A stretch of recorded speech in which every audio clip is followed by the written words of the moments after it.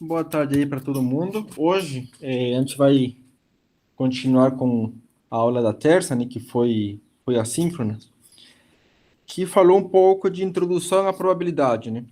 E a gente discute a definição de probabilidade, alguns exemplos, algumas propriedades, né? Espero que todo mundo tenha assistido. Se não assistiu, o vídeo está aí no link do site. Então dá uma assistida, porque senão vai ficar viajando depois.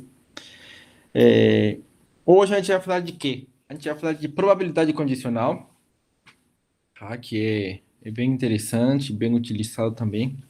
A gente vai descobrir por que é importante essa probabilidade condicional, o que é, e a gente vai estudar três teoremas importantes. O primeiro é a regra da multiplicação, o teorema da probabilidade total, o teorema de Bayes, e no finalzinho a gente vai falar um pouco sobre independência. Então vamos lá. Se a gente lançar dois dados, né? Se a gente quiser saber qual é a probabilidade de obtermos um número 8, né, na soma das faces superiores, a gente se. Isso daí é muito simples, né? Você sabe que existem 36 opções, né? E aí você vai colocar no seu evento A, né? Aqueles eventos, né? eh, que tem a soma das faces igual a 8, né? Para formar um evento A, né? Então, 2 e 6 dá 8, 3 e 5 dá 8, 4 e 4 dá 8, 5 e 3 dá 8, 6 e 2 dá 8. Então, pela definição de probabilidade, né, uma das definições, como aqui estamos num espaço numerável finito, né, a gente vai pegar o número de casos favoráveis, né, o número de elementos no evento A, são 5, dividido pelo número total de elementos no conjunto S, né, que é o conjunto de todos os possíveis resultados, né, daquele experimento, que seria 36. Né? Então, a probabilidade de A seria 5 dividido por 36. Até aí não tem nenhuma novidade, né? Todos vocês sabem calcular isso. E é aqui que vem o importante. O que acontece se a gente souber que o primeiro dado foi o número 3? Né? Qual que é a probabilidade de obter um número 8? Né?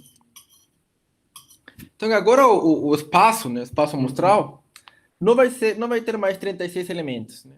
Porque a gente vai contar unicamente aqueles que o primeiro dado é o número 3.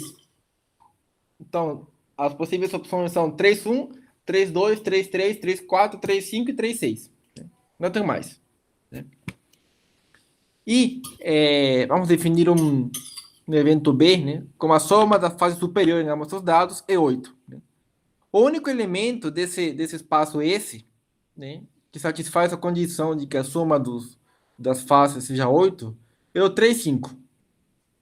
Então, se quisermos calcular a probabilidade, vai ser o número de elementos no evento B, que é 1, dividido pelo número total de elementos naquele novo espaço, naquele espaço atualizado, né?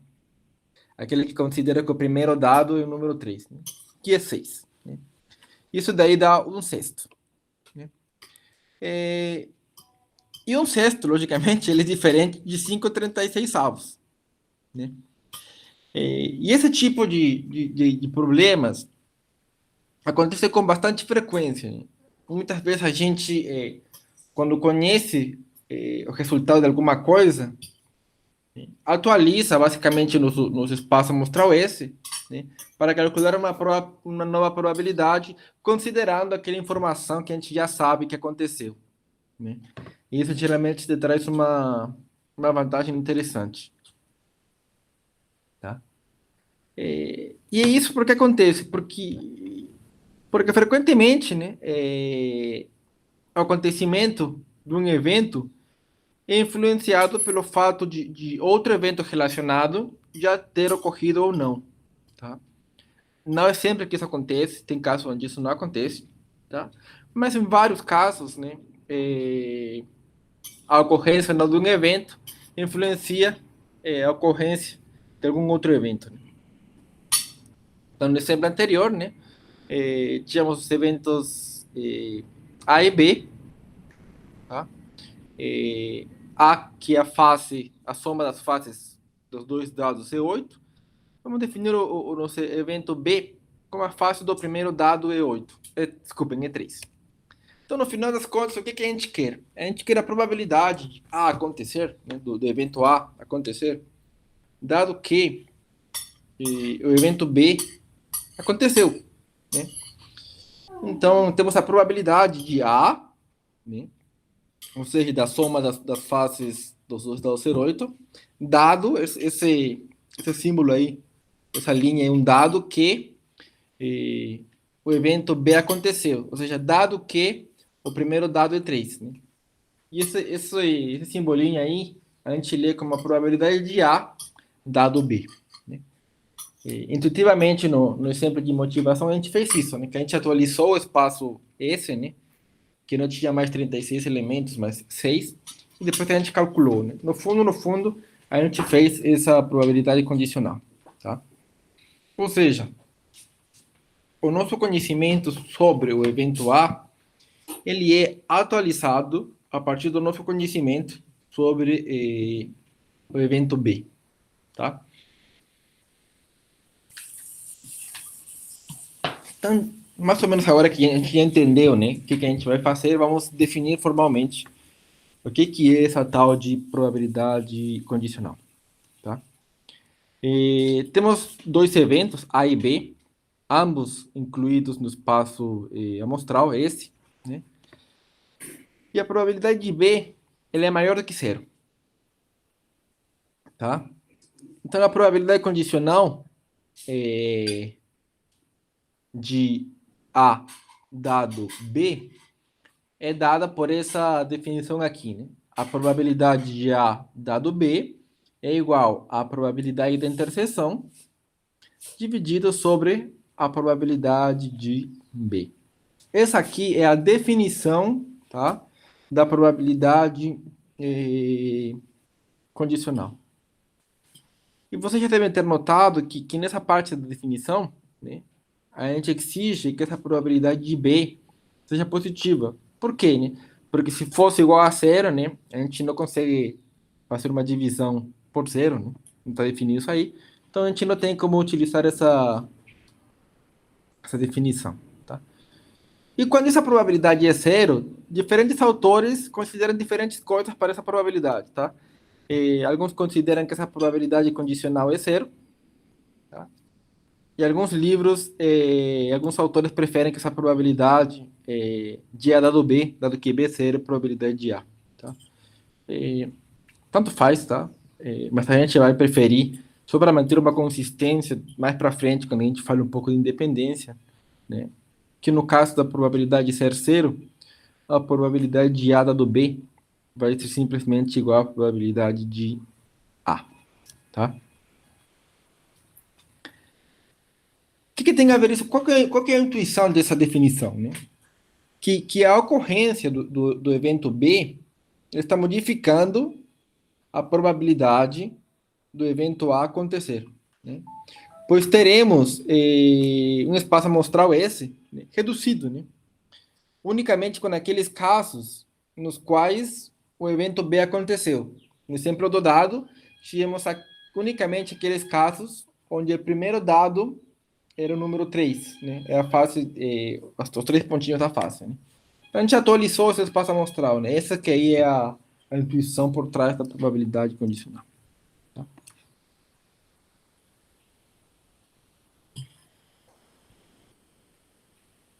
Só vou ver se tem alguém aqui esperando. Acho que não. Então, vamos lá. E essa definição de probabilidade condicional, ela de fato é uma probabilidade. Lembrando que não qualquer coisa é uma probabilidade, né? Para ser definida a probabilidade tinha que cumprir alguns axiomas de probabilidade, né? Então, se essa probabilidade condicional de fato é uma probabilidade, né? Ela tem que satisfazer esses axiomas. Né? Então, vamos verificar isso aí, né? Vamos simplesmente focar no caso de que a probabilidade de B é maior do que zero, né? Porque no caso de que a probabilidade de B é igual a zero, né? É a prova trivial, né? Porque basicamente você tem que a probabilidade de A dado B igual a probabilidade de A, e a probabilidade de A você já provou, né, que é uma probabilidade, então acabou a prova. Né? Então, a gente simplesmente vai focar aqui no caso de que a probabilidade de B é maior do que zero. Então, primeiro que a probabilidade tem que ser um número não negativo. Né? Então, a probabilidade de A dado B, por definição, né, é a probabilidade da interseção, dividido pela probabilidade de B. No numerador, né, como esse A, interseção B, é um evento, né, você vai utilizar tudo aquilo que você aprendeu quando definiu a probabilidade, né, não, sem falar nada de condicional. E esse cara no numerador, ele é maior ou igual do que zero, né? E no denominador, né, pela nossa definição de probabilidade condicional, o denominador é maior do que zero. Ou seja, esse quociente, né, vai ser necessariamente maior ou igual do que zero. Né? Então, primeiro axioma aí, que a probabilidade de um número não negativo foi verificado. Né? O segundo axioma fala que a probabilidade, né, do espaço amostral tem que ser igual a 1. Né? Então, a probabilidade do espaço amostral dado B, pela definição, é quem? A probabilidade de interseção de S inter B, dividido pela probabilidade de B. Né? Esse é o espaço todo, né? O espaço todo de interseção com alguma coisinha, vai ficar aquela coisinha. Né? Então, vai ficar a probabilidade de B, né, dividida pela probabilidade de B. E como a probabilidade de B é maior que zero, né, eu posso cancelar, né? Então, vai ficar 1. Então, o segundo axioma da probabilidade, ele também tá verificado. Né? Esses aqui, que provavelmente é mais chatinho, né? A gente vai ter o quê? Que a probabilidade da união, né? Dos eventos A1, A2, A3, assim, até A infinito, né? Dado B, a gente vai mostrar que é esse cara que está aqui no final, tá? Pela definição de probabilidade condicional, no numerador a gente vai ter o quê? A probabilidade de toda essa união dos A's, interseção com B, né? Dividida pela probabilidade de B. Como esse B está sendo interseção com a união toda, né? Dá na mesma do que vai ser a união da interseção dos elementos a elementos, né? Então, vai ter casos, talvez, que vai ser nulo, não tem problema, né? Mas a gente vai focar naqueles que vai ter alguma interseção interessante, né? E por que eu fiz isso, né? Porque na definição de probabilidade, né? Eu esqueci até colocar aqui, mas a gente está assumindo que esses aí são disjuntos, né? A probabilidade da união de eventos disjuntos é igual à soma das probabilidades desses eventos disjuntos. Né? Então, como os A são disjuntos, A e interseção B, eles continuam sendo disjuntos. Né? Então, essa união vai ficar soma. Né? E você tem a soma infinita das probabilidades de A e dado B, tudo isso dividido pela probabilidade de B. E como essa probabilidade de B está dividindo todo mundo, eu consigo colocar aqui dentro, né, dentro do somatório, convenientemente, logicamente, para quê? Para ter a definição de probabilidade de A e dado B. Né? Então, vou ter aqui a probabilidade de A e dado B, e vou ter o somatório. Né? Então, a probabilidade da união infinita de eventos disjuntos dado B foi igual à probabilidade da soma infinita, a soma infinita das probabilidades de AI, que são disjuntos, né, dado B. Então, outro teorema, outro axioma foi verificado. Né? Então, de fato, a gente viu com essa verificação dos axiomas de Kolmogorov, né, que a probabilidade condicional, de fato, é uma probabilidade. Né?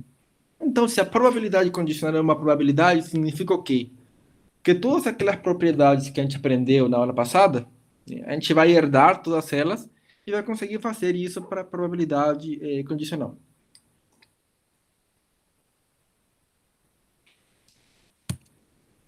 Então, vamos lá. Vou dar um exemplo aí para que fique um pouco mais claro.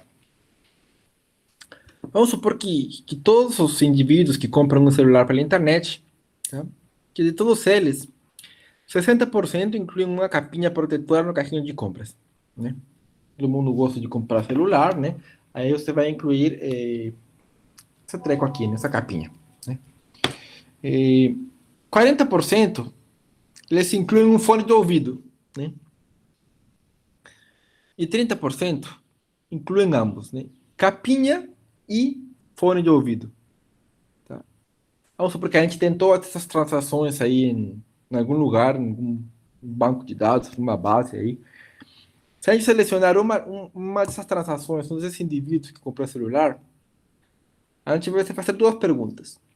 Qual é a probabilidade do indivíduo ter comprado um fone de ouvido se soubermos que comprou uma capinha? Né? Lembre-se que estamos falando só daqueles, né, que compraram um celular. Né?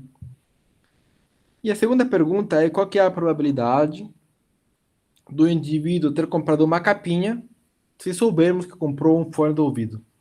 Né? Algum desavisado pode pensar que é a mesma coisa, mas não é. Tá? Não necessariamente tem que ser.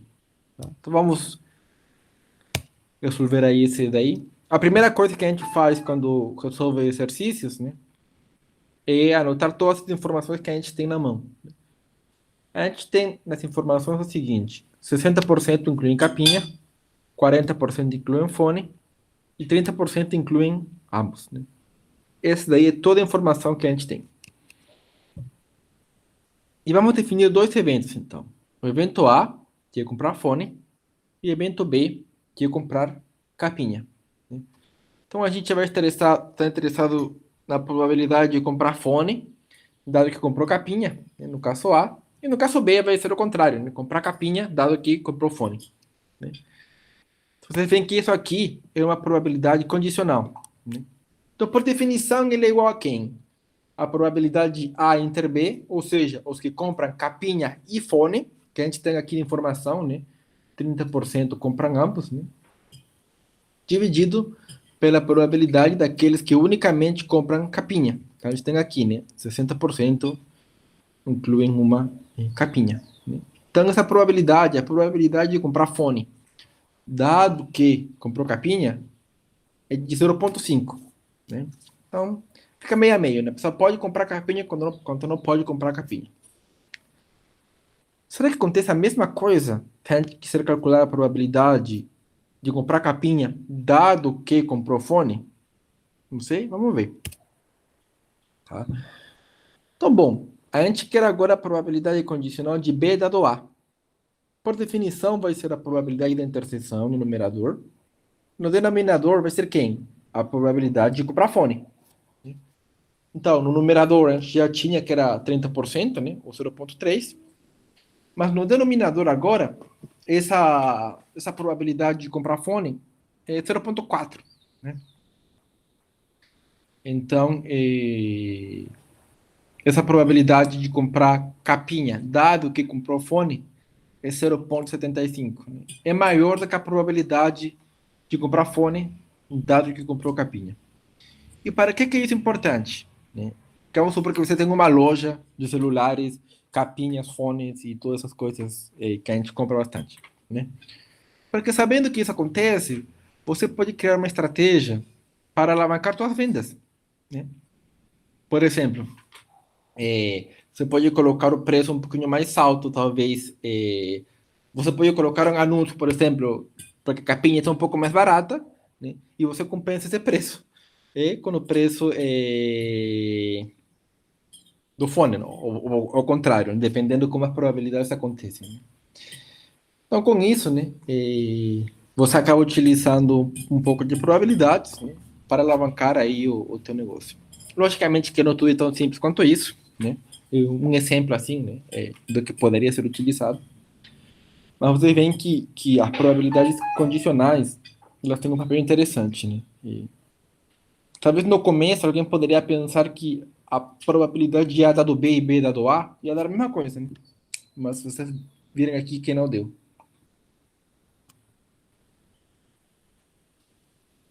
Se tem mais alguém aqui. Então vamos lá, mais um exemplo. Uma urna tem uma carta azul e 4 cartas vermelhas.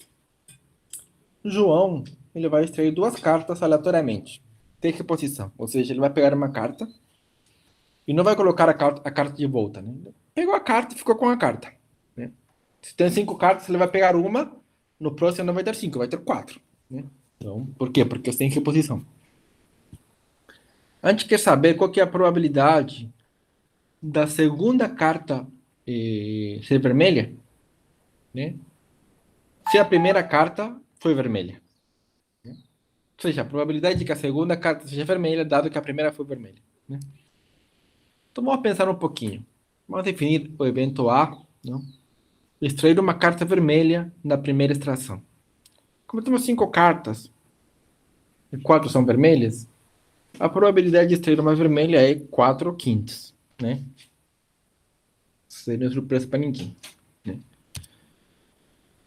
E vamos definir B, extrair uma carta vermelha na segunda extração.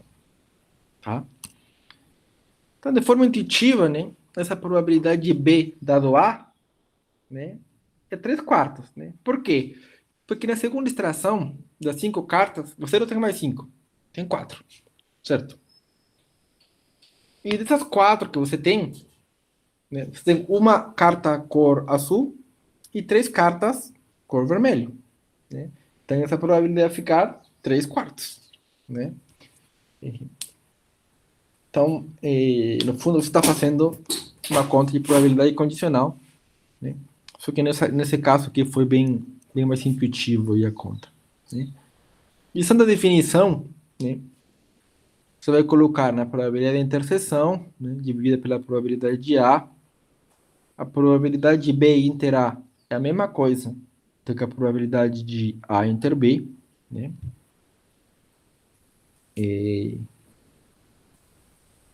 A probabilidade de A é 4 quintos, né?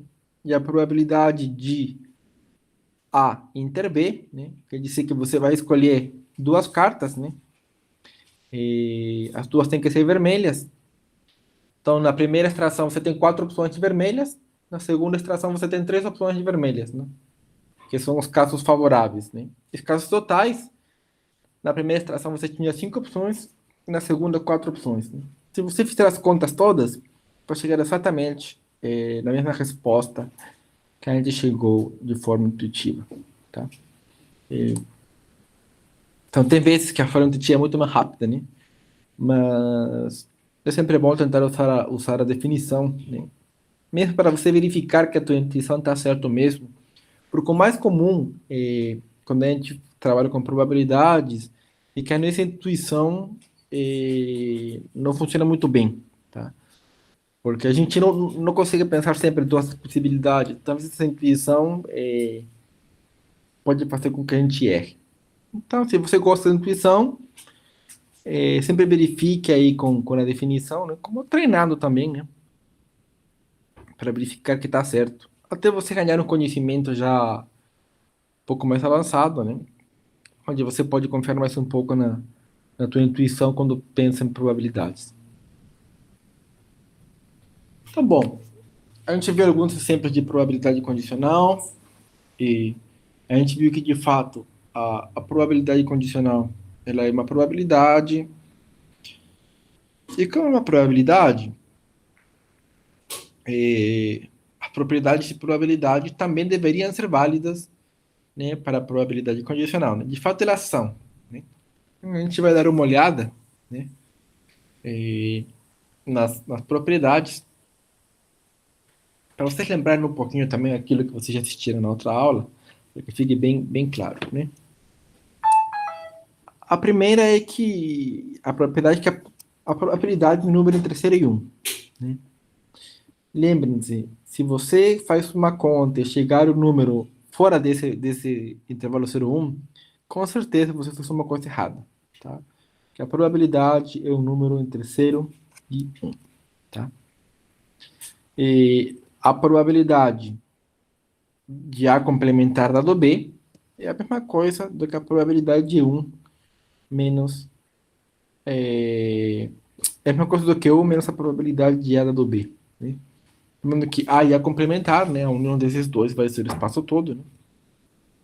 Então, quando você pensa em coisas não condicionais, fica mais claro, né? Mas a gente consegue mostrar que isso daí também é válido para a probabilidade condicional. A união, né? A probabilidade da união dos eventos A e B, né? Essa união dado C é igual à probabilidade de A dado C, mais probabilidade de B dado C, menos a probabilidade de A inter B dado C, tá? Você vê que todas as propriedades de probabilidade a gente está dando na probabilidade condicional, né? E aí você vai brincar com todas as outras propriedades que tem por aí também, né? Então, para que a gente vai pegar essas propriedades? Essas propriedades vão ser úteis, como vocês devem ter visto na aula passada, né? Na hora de resolver exercícios, por exemplo, né? Na hora de resolver exercícios, ela é bem útil. Também a gente vai ver que vai ser bastante interessante, porque às vezes, né, vai facilitar muito como a gente aborda um problema, né, utilizando propriedades.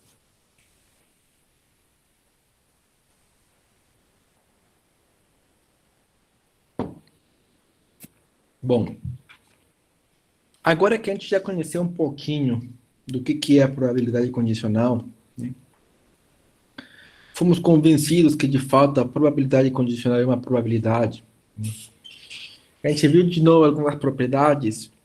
Vamos definir três teoremas principais, tá? Que basicamente esses três teoremas são o corno, são o núcleo, né, da probabilidade condicional, tá? E você deve aprender muito bem esses teoremas, né? Porque com certeza, qualquer lugar que queira te perguntar alguma coisa de probabilidade condicional, você vai ter que utilizar algum, né, desses teoremas. O primeiro deles, tá, é a regra da multiplicação, tá? Muitas vezes a gente está interessado em problemas do tipo, quero saber a probabilidade de A interseção B, tá? E, às vezes fazer essa interseção não é tão simples assim, tá? Mas é mais simples calcular a probabilidade de A e a probabilidade de B dado A. Como vocês viram em um dos exemplos, às vezes calcular essa probabilidade condicional, né, com a nossa intuição fica muito mais fácil, né? Então a gente se aproveita disso, né, para calcular a probabilidade de A interseção B, tá? Se temos dois eventos, né, A e B, a probabilidade dessa interseção vai ser simplesmente a probabilidade de A multiplicado pela probabilidade de B dado A, tá? E se você pensa um pouquinho aqui, ó, coloca essa probabilidade de A que está à direita, dividindo aqui do lado esquerdo, você tem quem? Tem a definição de probabilidade condicional, né? Você simplesmente vai passar esse carinha aqui, não consigo marcar, mas esse carinha, essa probabilidade para a esquerda, né? E exatamente a definição da probabilidade condicional. Mas o legal desse teorema é que ele não simplesmente aplica para dois eventos, né? Se você tiver N eventos, e você quiser saber a probabilidade de interseção desses N eventos, você consegue fazer a probabilidade do primeiro evento multiplicado pela probabilidade do segundo evento dado o primeiro, pela probabilidade do terceiro evento dado o primeiro e o segundo, e assim até o último, a probabilidade do último evento dado todos os outros, né? Então é isso daí que fica bem interessante. A prova disso é bem simples, né? Principalmente o caso A, que falei que basicamente é a definição, porque a definição da probabilidade condicional é esse cara, né? Esse cara da esquerda, né? Probabilidade de B dado A igual a probabilidade de interseção dividida pela probabilidade de A. Se você multiplicar todo mundo pela probabilidade de A, né, você vai ter exatamente que a probabilidade da interseção é igual à probabilidade de A multiplicada pela probabilidade de B dado A. Isso daí foi fácil. O caso B não é tão simples assim, né? Mas a gente vai utilizar uma prova por indução, que eu não lembro o que é a prova por indução, é o seguinte. Você prova para 2, né? Você faz de conta que está valendo para N, né? E prova para N mais 1. Se funcionar, então está valendo. Você provou por indução. Tá? Então, para 2 eventos, né? Está provado na parte A. Então, a gente vai supor que vale para N eventos. E vamos provar agora, né, que vale para N mais 1. Né? Vamos supor que isso daqui é verdadeiro, né? E vamos provar para N mais 1. Então, a gente vai mostrar, quer mostrar que essa probabilidade aqui, né? De A1 até AN mais 1, né? É igual a tudo isso aqui, né? E o que eu fiz? Os eventos A1 interseção AN, por conveniência, eu estou chamando de A. E esse evento AN mais 1, por conveniência, eu estou chamando de B. Por quê? Porque eu coloquei A e B de propósito, né? Para que a gente consiga utilizar, né, automaticamente o ponto A, né? Vocês veem que a probabilidade de A inter B é quem? A probabilidade de A multiplicado pela probabilidade de B dado A. Então, vou fazer isso. Aqui do lado esquerdo tem a probabilidade de A dado B.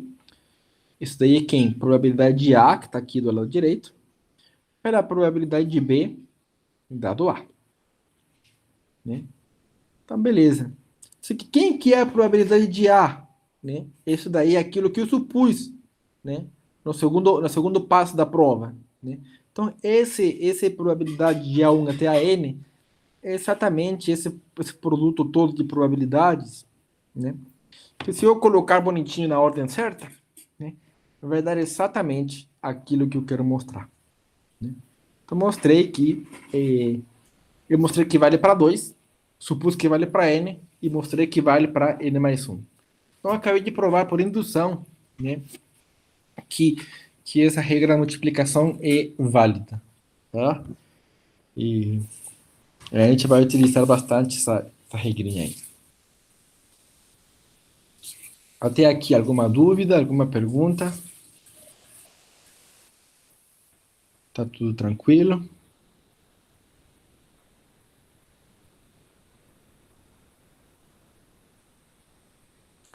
Bom, se ninguém fala nada, eu acredito que é porque tá tranquilo. Então, vamos utilizar essa regra da multiplicação, né? Que a gente já entendeu mais ou menos como funciona, e ver um exemplo com ela. Tá? No hemocentro do Rio de Janeiro, transfusão de sangue tipo O positivo. 4 indivíduos que não conhecem seu tipo sanguíneo, mas sabem que um deles tem o tipo de sangue desejado, né? Você me doa sangue. Né? Você vai, sei lá, vai a Rayane, o Bernardo, o Vinícius e a Kathleen. Né? Eles não sabem o tipo de sangue deles, mas sabem que um deles tem um positivo. Né? Vamos supor que um dia eles foram, sei lá, em algum lugar, e lembram que para um deles falaram um positivo, só que não lembram quem. Como eles são bons cidadãos, né, eles vão falar, nossa, tá faltando sangue, vamos lá doar. Então eles vão no hemocentro. Né? E esses doadores, eles vão ser selecionados de forma aleatória. Tá? Vão ter os 4 aí sentados, né? E vai sair a enfermeira e falar, você, de camiseta branca, venha para cá. Sei lá. Por um critério aleatório, ela vai começar a chamar um por um. Tá? E qual que é a probabilidade de que pelo menos 3 indivíduos tenham que ser testados, opa, que com esse testados, para a obtenção do tipo de sangue desejado. Tá? Então, a primeira coisa que vamos fazer é definir os eventos. Definir os eventos, pensar com calma, né? E tentar resolver. Tá? Então, primeiro vamos definir os eventos aí, que é o esse indivíduo não é o positivo. Tá? Então, como temos 4 pessoas, né? E apenas um é o positivo, a probabilidade de A1, né? ou seja, do primeiro indivíduo, né, não ser o positivo, é 3/4, certo?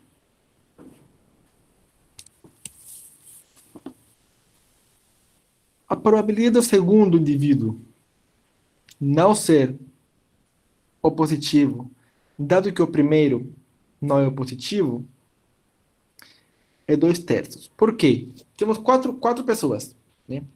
Temos 4 pessoas. Minha mão esquerda é o positivo, esses 3 caras aqui são qualquer coisa menos o positivo. Na primeira extração, né, a probabilidade de essa pessoa ser não o positivo é 3 dividido por 4. Então a gente já tirou um cara que não é positivo, então morre um, né? E na segunda extração, temos 3 pessoas no total, né? Só que 2 delas são não o positivo. Então temos 2 dividido por 3, certo? E para testar pelo menos 3, o que significa? Que nem o primeiro, nem o segundo são o positivo. Porque se o primeiro é positivo, não testou mais, acabou. Se o segundo é positivo, também não testo mais, acabou. Mas se o primeiro e o segundo, eles não são o positivo, eu vou ter que necessariamente testar mais um cara. Pelo menos, né? Porque o positivo poderia estar no terceiro cara ou no último, né? Não sei. Mas eu sei que pelo menos, né, tem que testar 3. Né? E isso vai acontecer unicamente quando o primeiro e o segundo são não o positivo. Então, tem essa probabilidade de interseção, que pela regra da multiplicação é a probabilidade de A1 multiplicado pela probabilidade de A2 dado A1. Né? Então, é 3/4 multiplicado por 2/3, cancelo 3, 2/4 fica 0,5. Então, temos 0,5 é a probabilidade de testar pelo menos 3 indivíduos. Essa pegadinha dessa questão aqui é entender que para testar pelo menos 3, os 2 primeiros não podem ser opositivos. Né?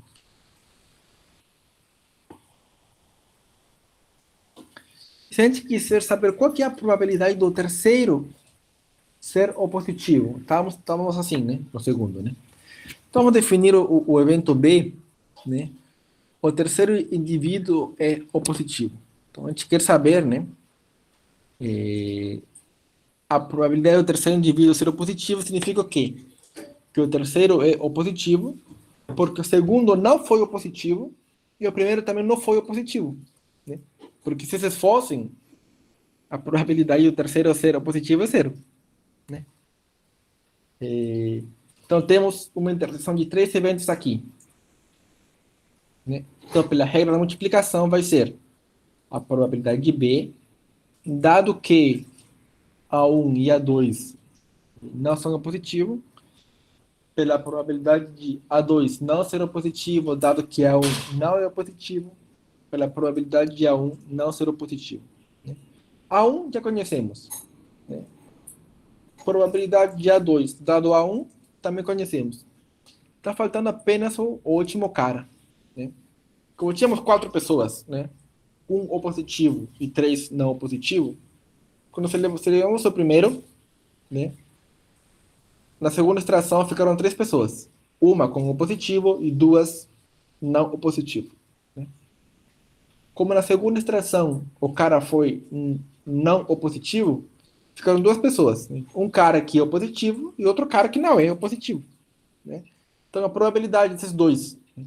Temos 2, pegar aquele que é o positivo e meio. Né? Então basta multiplicar aqui. E essa probabilidade de que o terceiro indivíduo ser o positivo é igual a 1/4. Tá? Tudo utilizando simplesmente a regrinha da multiplicação. E... Agora, uma dica, assim, que às vezes pensar dessa forma assim não é tão intuitivo para todo mundo, tá? Uma dica é, quando tem diversas etapas, né? Às vezes pode ser bem interessante você utilizar um diagrama de árvore, né? para reescrever as probabilidades, né? Até você ir pegando a ideia e tudo mais, né? E vai ficar bem interessante, tá? Vai ficar, acho que é mais fácil de entender. Vamos tentar fazer isso com um exemplo. Uma urna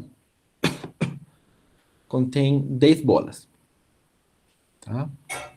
E 3 bolas vermelhas e 7 bolas azuis.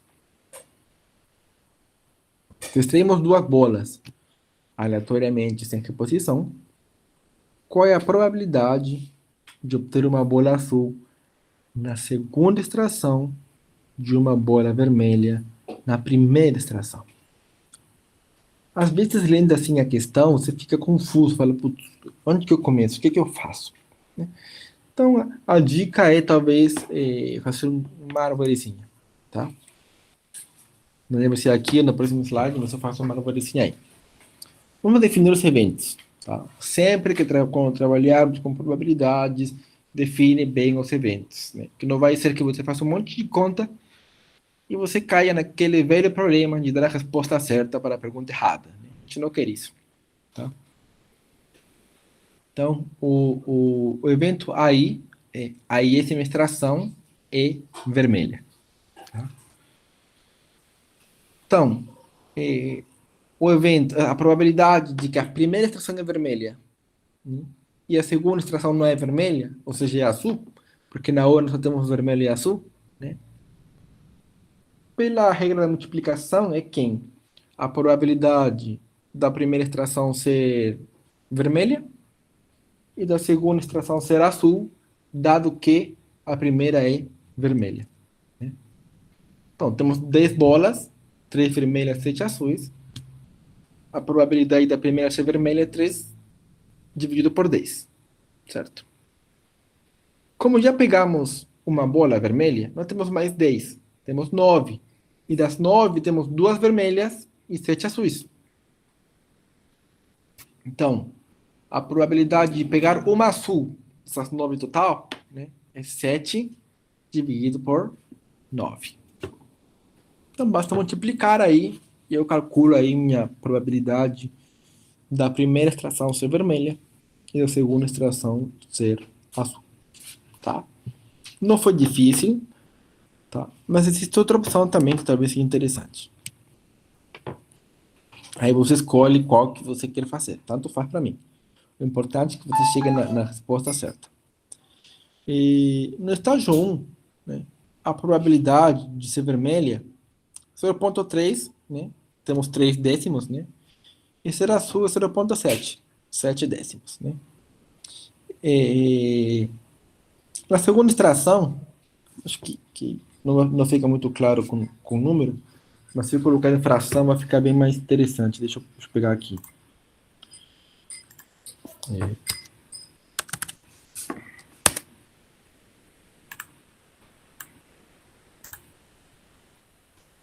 Um minutinho aí. Vamos ver se aqui consigo.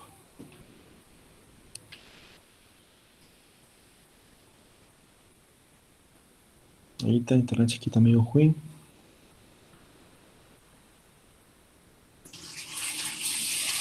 Pronto. E quero uma página em branco aqui. Aqui. Vai. E então, na primeira etapa, né, temos 3 décimos, né, que é vermelho, e aqui é azul, né, 7 décimos. Na segunda etapa, como na primeira escolhi um vermelho, né, para começar, nós tenho mais 10, né, tenho 9 para todo mundo, né. Independente do que eu tirei, né, a cor que eu tirei, na segunda extração eu vou ter apenas 9 bolinhas, né. Então, beleza. Como eu escolhi aqui de novo vermelho, azul. Como eu escolhi vermelho na primeira, não tenho mais 3, tenho 2, né? Só que eu continuo aqui com minhas 7 azuis. Se eu escolhi azul aqui, né? Não mexi na vermelha, então continuo tendo 3 bolas vermelhas, né? Mas, para a segunda extração, não vou ter 7 azuis, vou ter 6. Então, isso aí é exatamente isso aqui, tá? E se você quer a probabilidade de que a segunda extração seja azul, né? Vamos pensar que você quer que a segunda extração seja azul, né? Você vai multiplicar esse daqui, né, e somar com esse aqui. Todos os caminhos que te levam a que a segunda extração seja azul, né? Mas como no nosso caso, a gente quer o quê? A gente quer que a segunda extração seja azul e a primeira seja vermelha, né? A gente vai ter a segunda extração azul e a primeira vermelha. Então você vai multiplicar aí 3 dividido por 10 multiplicado por 7 dividido por 10. Né? Isso daí deveria ser exatamente aquilo. 3 dividido por 10 multiplicado por 7 dividido por 10. Né? É a mesma coisa, tá? Só que você não precisou lembrar a fórmula. Né? Você precisou utilizar mais uma intuição. Né? Logicamente, quando você tem, sei lá, muitas etapas, esse gráfico acaba sendo meio chatinho, né? Mas se você tem um papel muito grande, uma folha muito grande, dá para fazer com calma e não errar, tá? Então vamos lá.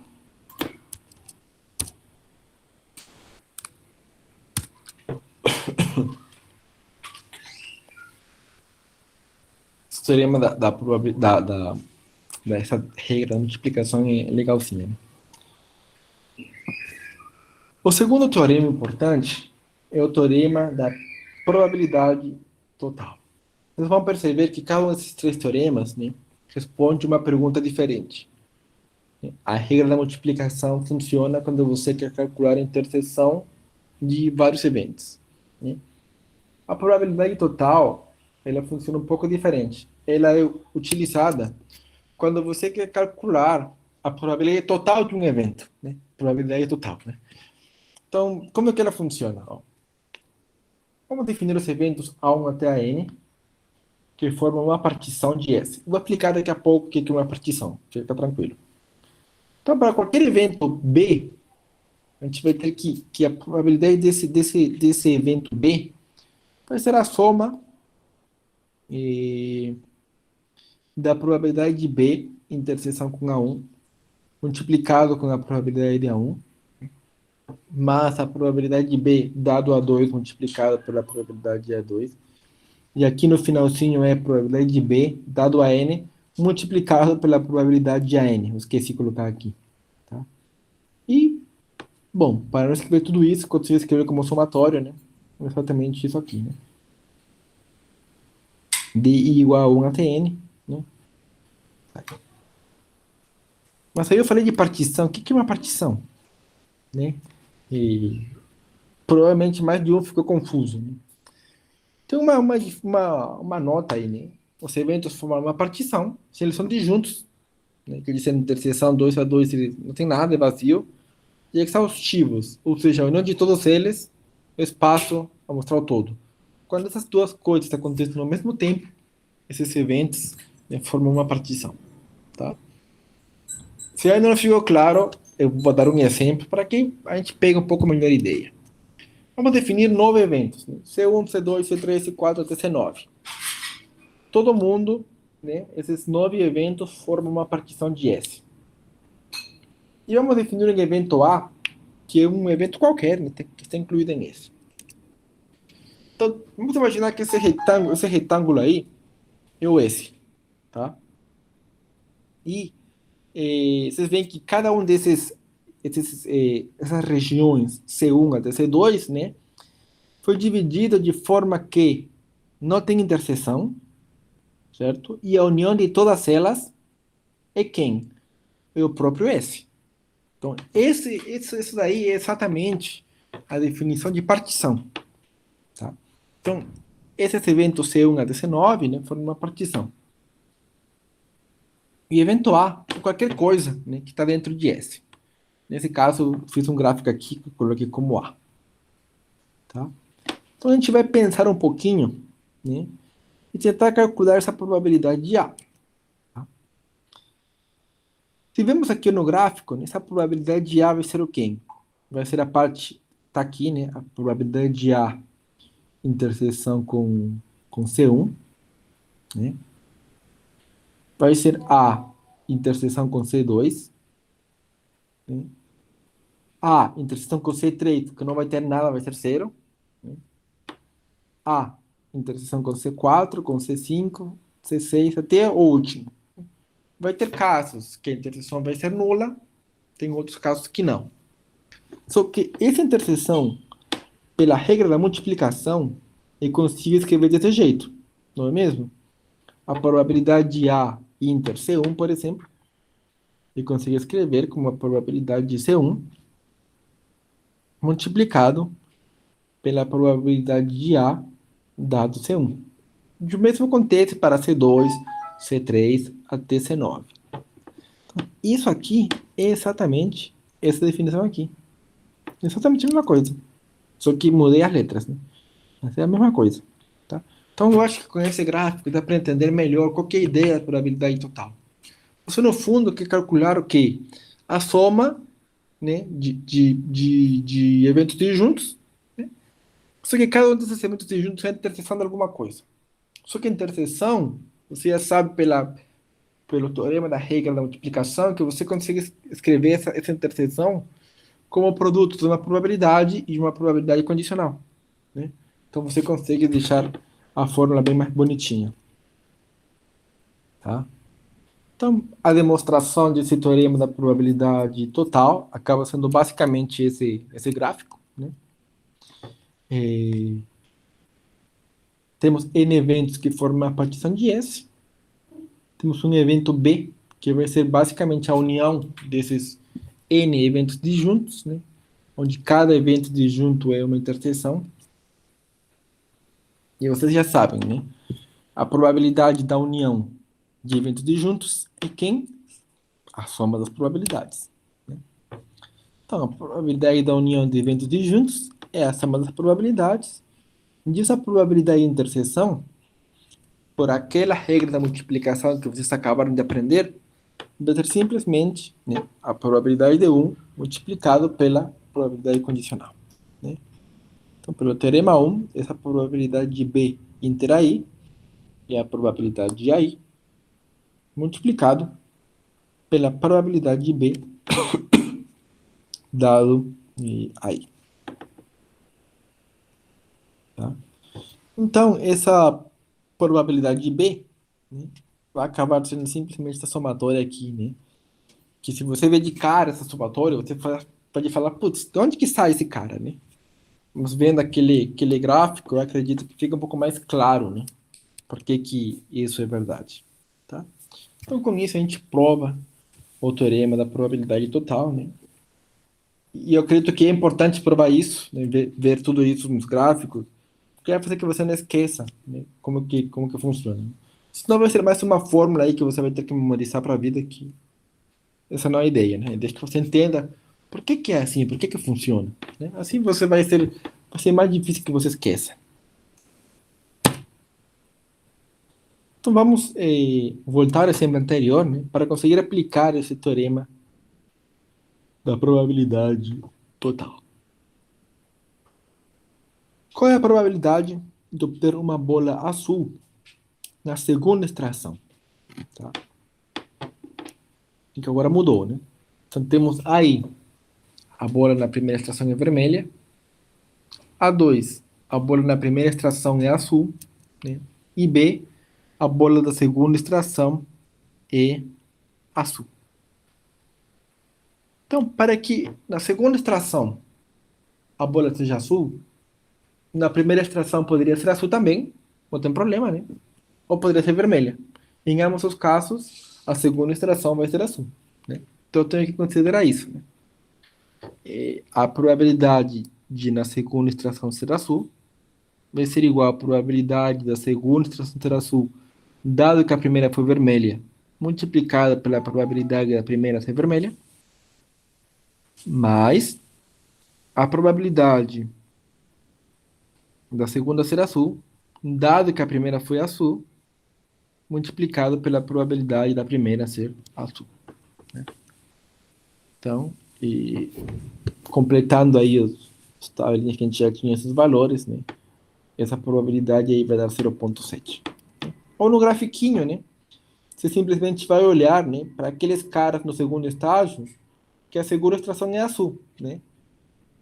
Você multiplica esses caras, vai dar 0,23, multiplica esse outro cara, né, vai dar 0,467, e a soma deles vai te dar 0,7, né, que é o que você calcula com o teorema de probabilidade total. Vou pegar uma água rapidinho e já volto, tá?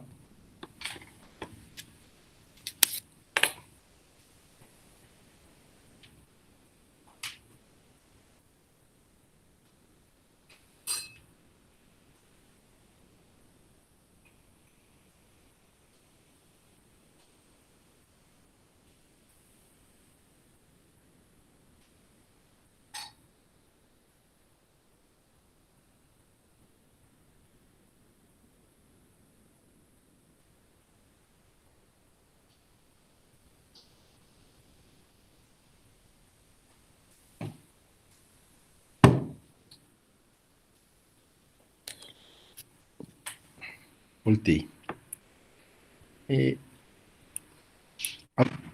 Até aqui alguma dúvida? Uma coisa que não ficou muito claro? Para mim tá bem de boa, professor. Então, maravilha. Então vamos caminhar então para o último teorema desses três que eu falei, né? Que é o teorema de Bayes, tá? Opa, tem uma pergunta aí, parece. Ah, tranquilo. Então, maravilha. E o teorema de Bayes, né, ele é bem famoso.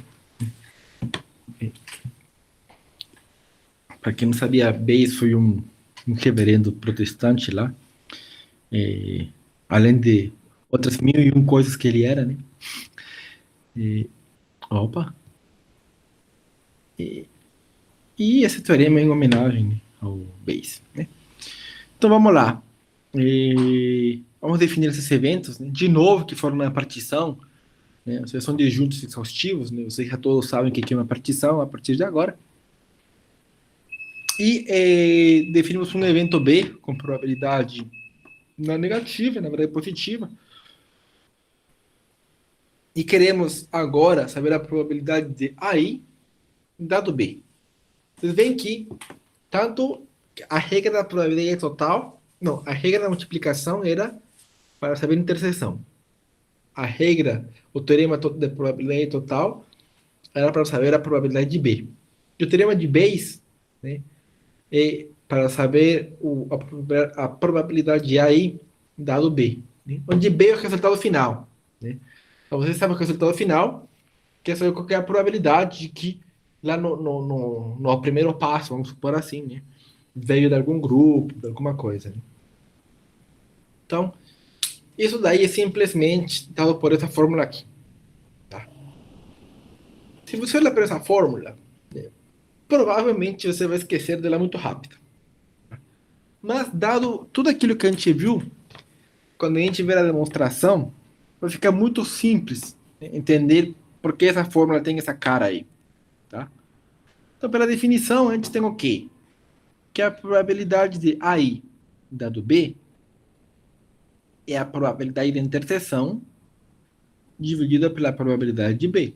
Isso daí é a definição de probabilidade condicional. Pelo primeiro teorema, que é a regra da multiplicação, a gente tem o quê? Que no numerador, a probabilidade dessa interseção é simplesmente a probabilidade de AI multiplicado pela probabilidade de B dado AI.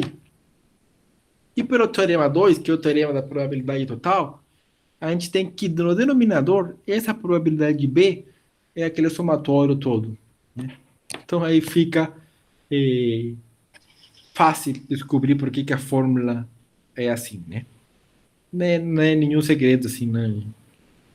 Talvez se você vê ela de primeira cara assusta, mas quando você entende que simplesmente a definição e outros teoremas anteriores, fica muito fácil.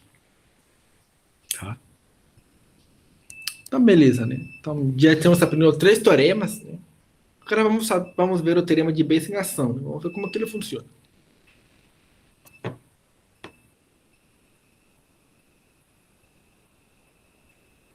Suponha que o primeiro lote das telas do smartwatch Mi Band 6 são produzidas as telas, né, por 3 máquinas diferentes. E vamos anotar aqui por M1, né, de máquina 1, máquina 2 e máquina 3. Tá? 20% das telas são produzidas ou fabricadas pela máquina 1, 30% pela máquina 2 e 50% pela máquina 3. Vamos supor também que 1% das telas fabricadas pela máquina 1, 2% fabricadas pela máquina 2 e 3% das telas fabricadas pela máquina 3, elas vêm com defeito. Tá? Se selecionarmos aleatoriamente uma tela desse lote, tá, e está com defeito, ou seja, o resultado final a gente vê que está com defeito, né? Qual que é a probabilidade da tela ter sido produzida pela máquina 2? Vocês veem que aí o problema é diferente, né? A gente primeiro produz as telas, coloca no lote, a gente pega uma tela do lote e fala, ih, está com defeito. Será que ela veio da máquina 1, da máquina 2, da máquina 3? A gente quer saber qual que é a probabilidade de ter vindo de alguma dessas máquinas, né? No caso da máquina 2. Ou seja, você tem o resultado final, você quer saber uma coisa que aconteceu lá na metade do caminho. Então vamos anotar todas as informações, né? Definir os eventos e vamos fazer essa conta aí. Vamos definir o evento aí, né? Como que a tela é produzida pela máquina MI.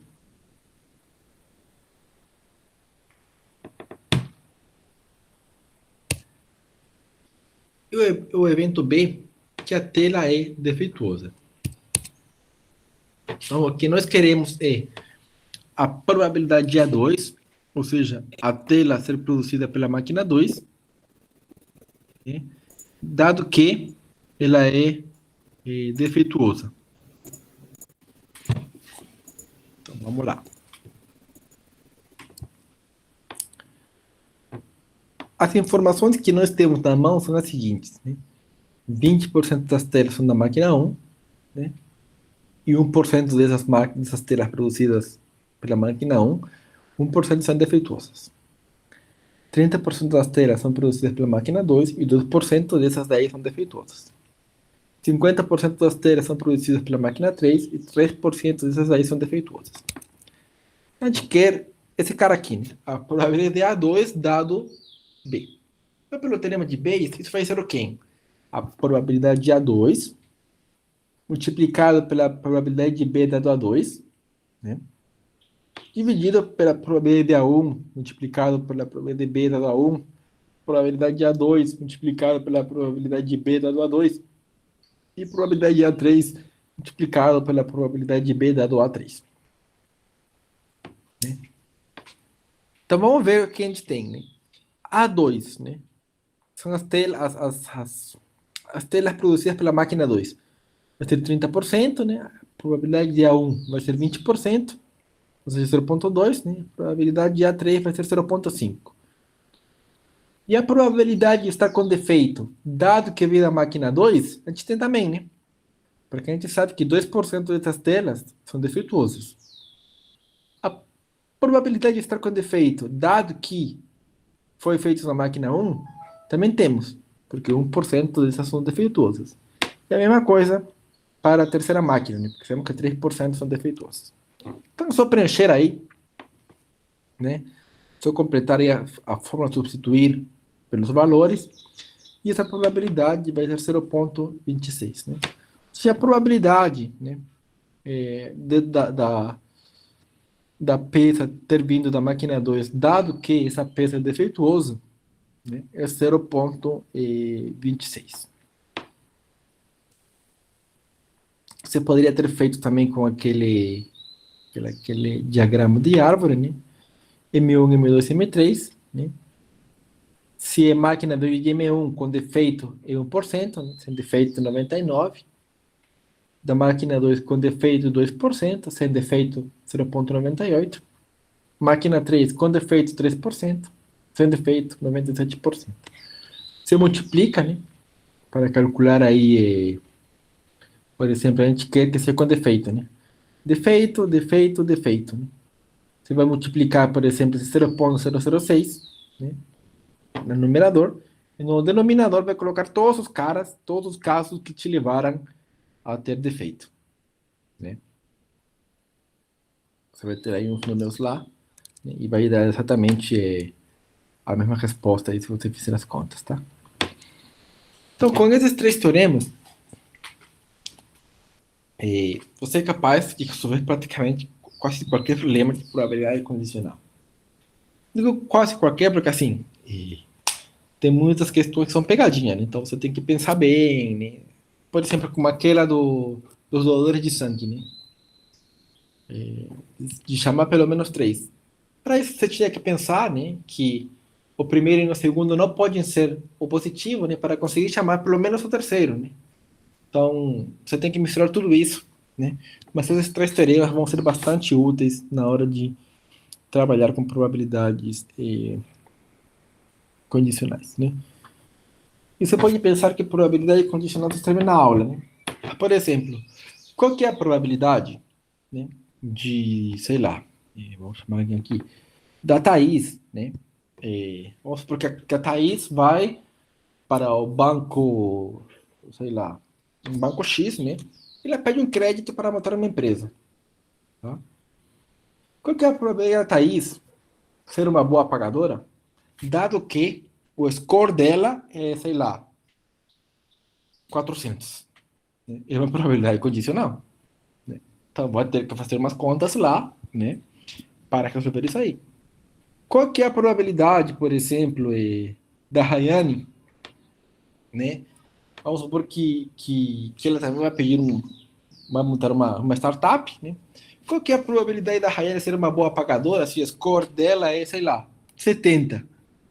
Vai mudar, né? Então, tudo isso é probabilidade condicional, né? Logicamente que tem uns modelos por trás, né? Que deixam as coisas um pouco mais complexas, né? Mais interessantes também, né? Mas a ideia é basicamente você calcular uma probabilidade condicional, né?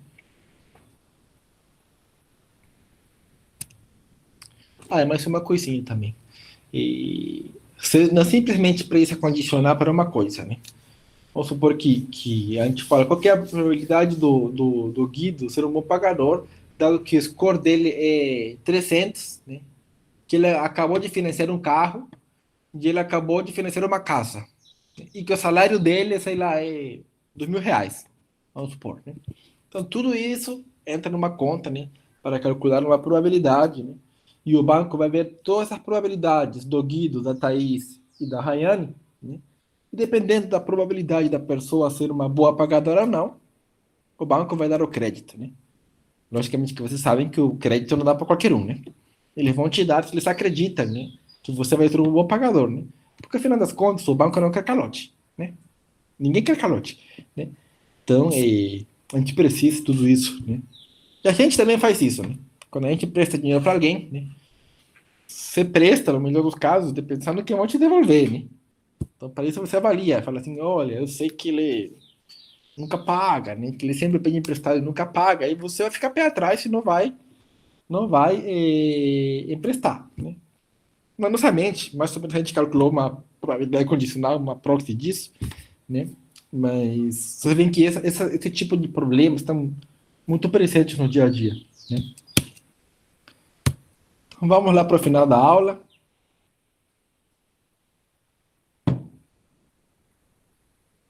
Vamos falar de um conceito importante que chama independência. O que aprendemos até agora, né? Que, em geral, né, a probabilidade de A dado B é diferente da probabilidade de A. Por quê? Porque o conhecimento de B está mudando as chances do evento A ocorrer. Isso é verdade. Só que tem alguns casos onde a probabilidade de A dado B vai ser igual à probabilidade de A.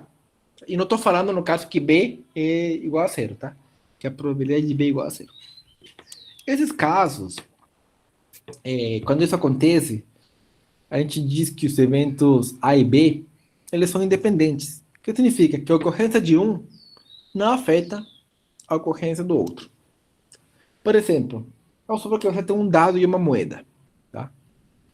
Que a primeira parte do experimento, vamos supor que esse B seja lançar a moeda, né? Independente de ser cara ou coroa, muda em alguma coisa a probabilidade de, sei lá, tirar um 6 quando você jogou dado? Não, não muda. São eventos completamente independentes, certo? Então tem casos onde a ocorrência de uma coisa não muda em nada a ocorrência da outra, né? Diferente do caso dos dois dados, por exemplo, né? Que tínhamos a soma dos dois dados tinha que ser 8, né? A gente queria saber isso, dado que o primeiro dado foi 3. Aí mudou a coisa, né? Porque a gente restringiu o espaço, então aí a ocorrência de um se influencia na ocorrência do outro. Então a definição é a seguinte: os eventos A e B são independentes se a interseção é igual ao produto das probabilidades. Se isso acontecer, os eventos são ditos independentes. Se não acontecer, são dependentes, né? Então, um teorema, né? Vocês vão encontrar tanto essa definição como esse teorema, dependendo do livro que vocês pegam, né? Um deles pega um como definição e outro como teorema, tá? Tanto faz no final, porque com um você consegue chegar no outro, tá? Então, se essa probabilidade for maior do que zero, né? Uma condição necessária e suficiente, ou seja, você consegue mostrar que são independentes, se a probabilidade condicional é igual à probabilidade de A. Isso é muito simples, né? Você vê e é simplesmente usar a definição, né? Por quê? Porque a probabilidade de A dado B é quem? A probabilidade de A inter B, né? Dividida pela probabilidade de A. Só que por definição de independência, né?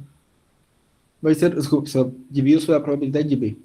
Só que pela definição de dependência, o numerador vai ser a probabilidade de A multiplicada pela probabilidade de B, e no denominador você vai ter probabilidade de B.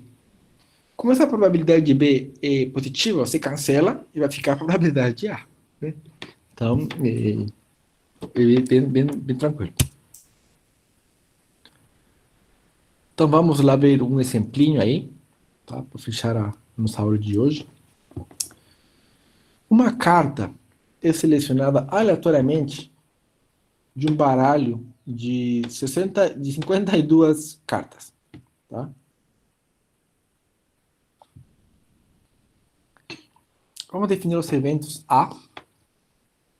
A carta selecionada é um As, né? B. A carta selecionada é do naipe de espadas. Queremos saber se A e B são independentes. Será que elas são independentes? Será que não são? Vamos ver. Para que eles sejam independentes, tem que acontecer o quê? Que a probabilidade da interseção tem que ser igual à probabilidade de A multiplicado pela probabilidade de B. Tá? Naquele baralho de cartas, temos apenas uma única carta, que é um As de espadas, né? Então, essa probabilidade de interseção é 1 dividido sobre 52. Então, vamos calcular por separado a probabilidade de A e a probabilidade de B e ver se o produto delas é 1 sobre 52. Então, a probabilidade de a carta é um As, né? Nas 52 cartas temos 4 Ases, né? Beleza. Então, essa probabilidade de A é 4 sobre 52. Naipe de espadas, né? No baralho, temos 13 cartas que são de espadas, né? Então, essa probabilidade de B é 13 dividido por 52. Se multiplicarmos a probabilidade de A e a probabilidade de B, né, vai ser exatamente, né, o 4 e o 4 cancela, vai ser 1 sobre 52, ou seja, nesse caso, a definição aconteceu, quer dizer que A e B são eventos independentes. Tá? Mas não sempre tudo é independente.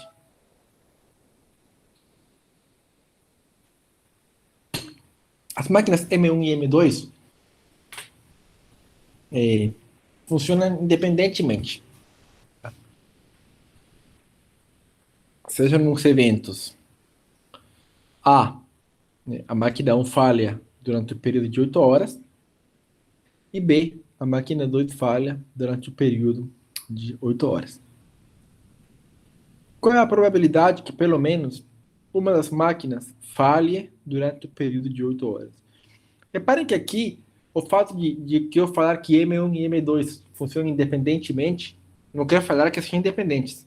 Porque, por exemplo, elas podem ter sido compradas do mesmo lote que tem a mesma falha, né? Então você vê que o fato de elas funcionarem independentemente não garante nada que esses eventos vão ser independentes, né? Muito cuidado aí. Vamos assumir o quê? Que a probabilidade de A é 1/3 e que a probabilidade de B é 1/4. Tá?